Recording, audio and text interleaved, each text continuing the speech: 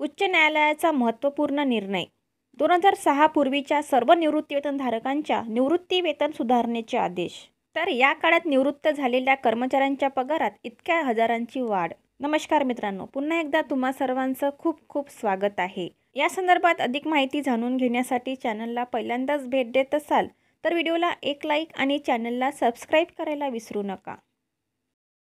दिल्ली उच्च न्यायालयाने 20 मार्च 2024 रोजी एक महत्त्वपूर्ण आणि ऐतिहासिक निर्णय दिला आहे, जो देशातील लाखो निवृत्तीवेतनधारकांच्या जीवनात सकारात्मक बदल घडवून आणणार आहे. न्यायालयाने केंद्र सरकारचा 18 नोव्हेंबर 2009चा वादग्रस्त आदेश रद्द करून सर्व निवृत्तीवेतनधारकांना समान अधिकार आणि लाभ मिळण्याचा मार्ग मोकळा केला आहे.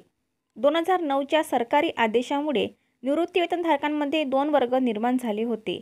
एका वर्गात नव्याने निवृत्त होणारे कर्मचारी होते, ज्यांना निवृत्तीवेतन सुधारणेचा लाभ मिळत होता, तर दुसऱ्या वर्गात आधीपासून सेवानिवृत्त असलेले कर्मचारी होते, ज्यांना लाभापासून वंचित ठेवण्यात आले होते. सर्वोच्च न्यायालयाचे पूर्वीचे निर्देश. उच्च न्यायालयाने आपल्या निर्णयात सर्वोच्च न्यायालयाच्या 9 सप्टेंबर 2008च्या निर्णयाचा संदर्भ दिला आहे.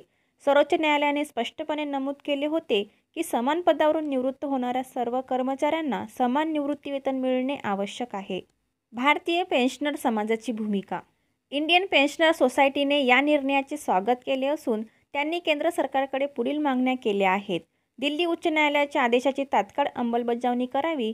2006 पूर्वीच्या सर्व निवृत्तीवेतनधारकांच्या निवृत्तीवेतन सुधारणेचे आदेश विनाविलंब जारी करावे. थकबाकीची रक्कम लवकरात लवकर अदा करावी. दिल्ली उच्च न्यायालयाचा हा निर्णय केवळ न्यायाचा विजय नाही, तर कर्मचाऱ्यांच्या कायदेशीर हक्कांची पूर्तता करणारा टप्पा आहे.